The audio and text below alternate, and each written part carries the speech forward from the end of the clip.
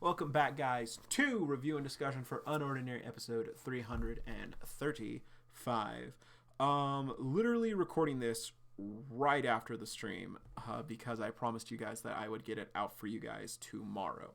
So, let's go ahead and jump right into this episode. So, Cass is literally just at her home, big chillin', just reading the newspaper about a hero assaulting two officers of the Bureau, and one being comatose. Shenanigans, absolute shenanigans. Lady is dead. She is not coming back. She is not going to be in Rush Hour 3. Kuyo made sure of that. And one thing I did also think about, why was Kuyo's story only printed and not reported on the news? Possibly because they can't risk the info about them going public. Anyways, Cass then gets a knock at the door, and evidence is left at her door. This does beg another question. How did Remy get her address? I assume it was Remy because the knocking sound effect was pink, like Remy's color. So yeah, how did she get her address? Did Kuyo give it to her? Are they in touch still? Does he know? Anyway, Cass is reviewing the photos and the footage, and she realizes that both Valerie and Byron are working for Ember, but she's unsure about Fury's identity, so she possibly doesn't know Farah, or possibly Farah doesn't wear her hair like how she does as Fury. But as she continues to try and pinpoint who took the footage, she is able to figure out Remy, Blake, and Ison. And then by looking at the blades that were keeping Byron in check, she is able to deduce that it's Kuyo as the filmer for Byron. She then starts to question how many possible connections Arlo may actually have now that he's brought up two major organizations, both Spectre and Ember. Now, she also mentions she had a feeling that anti-corruption was hiding something, and I clearly have to accept that she did have that feeling because it's been said in the story, but I'm fairly positive this is the first time she's ever mentioned that suspicion whatsoever. So it's a bit strange to just have to accept all of a sudden right now that she has this information. I don't know. Maybe she has said something like that and I just didn't catch on to it in my rereading. But yeah. One thing I do want to note, though, is I guess I can give Cassandra the point that she was able to figure out everything else and also deduce stuff with Kuyo, even though that is kind of obvious in my opinion. But she clearly does have some way of putting two and two together and everything. She was able to recognize Valerie purely off of her voice and not a good shot of her face. But so there's that. We then cut to Arlo's apartment, where he is seen actually reading Unordinary this time, thinking about how William, John's dad, was the author of it, and realizing that this is why John's file mentions Unordinary. Cassandra then arrives. Fun fact, when Cassandra's ringing the doorbell, the ring sound effect is her color, so this is what leads me to believe that Remy is the one who left it for Cass. Someone also mentioned Ison is a master stalker, so he probably found her address too. He was able to break into to the new Boston high school record, so yeah, there's that too. But Cass arrives and tells Arlo that he has to explain himself, believing that he is the one who left the evidence. She can't read the knocking sound effects like I can. She doesn't have the Sharingan. She doesn't have the Byakugan. Anyway, leaving the evidence that suddenly arrived. She then drops the bomb on Arlo for the second time that he's hearing this, that Valerie is a part of Ember. Arlo very, again, understandably demands to see the evidence. He's like, what are you talking about? That can't be right. What do you mean? What evidence? Arlo understandably gets upset at hearing this the first time. And he does see the evidence. He does. And when he sees it, he kind of drops. He kind of starts to freak out. He kind of stands up and sits down for a bit. and he starts to freak out. He goes through denial first, believing it just has to be someone who sounds like her. It couldn't possibly be his aunt, the aunt who's always been so kind to him. But then he realizes it can't be anyone else.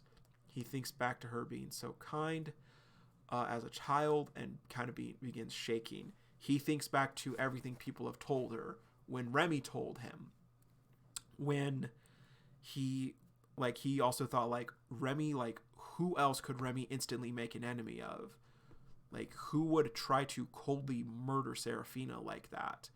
He's seeing it, and everything is starting to play out, and he begins to realize everything. Cass then realizes that he actually didn't know the circumstances, and he apologizes that for, like, kind of jumping to conclusions. Good job on you, Cass. Like, honestly, I really appreciated that part. Arlo then interjects that he did know, but didn't want to accept it. Again, with this, both are true. Both of these statements are true. Honestly, Arlo had no reason to believe Remy, but he has been told the truth before. So, he then questions what he's been working towards his whole life, about joining the Bureau, about working so hard to become part of the elites in society, and whether or not he can even face or work with Valerie again. But Cass assures him that he is strong and he can get through it. And again, I liked this scene a lot, because out of everyone, Arlo is the strongest in terms of willpower. Arlo is the one with the strongest control over his emotions.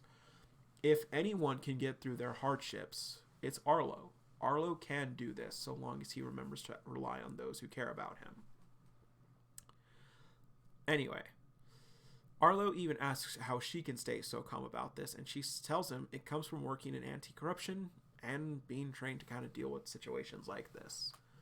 Cass then asks where he got the intel from. He does tell her about both Serafina and Remy and company being the ones who gave him information on Spectre and the Ember situation, respectively. He then tells her about Jane, and when he tells her that they've been using her to be able to take other people's abilities, she's able to deduce that this is why Ember has flame claws. But Arlo also tells her that they have access to lightning now. This shakes up Cass, even if it's just for a moment. After hearing that, she says, "Ray's lightning," and Arlo says, "Yes, his." And she kind of shakes for a bit, but kind of calms herself back down and breathes and thanks him for telling her and tells him to get some rest. Arlo then lays in bed. He's unable to rest, but he kind of just turns over. We then see the last bit of Cass kind of thinking on everything about what Valerie and Byron could actually be after with Vaughn, about what their goal is there because he's opposing the Bureau. She then thinks if he's really out for a personal grudge against the Bureau, or if he's just trying to be supportive of the growth of his students. And again, both of those are kind of true. Vaughn has seen the corruption of the Bureau, and he does want to dismantle it. He does want to take down the Bureau, but he also has also said, "I'm not going to interfere with the students. They need to learn lessons for themselves." So, yeah, it makes sense, honestly, that it's both when it comes to Vaughn, in my opinion. Now, she also mentions one thing. She mentions that even though she has a lot of questions now, it's too late because she's turned over the evidence she has against Vaughn to Byron, who is relevant to the case as he is the one who tried to apprehend Sarah at Wellston and the one that was there when Vaughn assaulted a member of the Bureau. Vaughn was the one who told Byron, "Get out of my school." So it makes sense that he's most likely going to be leading the charge. I'm going to say it right now. If they're really trying to do a war at Wellston, if Byron is trying to pull anything against Vaughn, they needed a dampener. If the authorities really were the ones behind the dampener, they need to show that now more than ever. But yeah. So, yeah. We're going to have to wait and see. Because if Byron just tries to go up against Vaughn single-handedly, big fucked. So, yeah. Arlo then wakes up in the morning to find Cass still there, thinking how she stayed there to make sure he's okay. He burns the shit out of some bacon, tells her he made breakfast. He's like, hey, I feel better, thanks. And the episode ends. Honestly, overall, it is a pretty good episode, and I did really like it. It's nothing too special, but I do really like the conversations and the revelations between both Cass and Arlo for this episode, with the information about Spectre being revealed to them. So overall, I would give this episode a 7.7. It is a good episode, but compared to a lot of other recent conversations, it's not as good as those, in my opinion. But let me know what you guys think down below in the comments. And guys, I don't know if you know this, but we started to make a community UnOrdinary OC. So we have, I'm just going to tell you guys, I'm just going to run down his list right now for everything that we have about him so far. So he is a third-year student at Wilston named Hendrik with blue hair and silver eyes.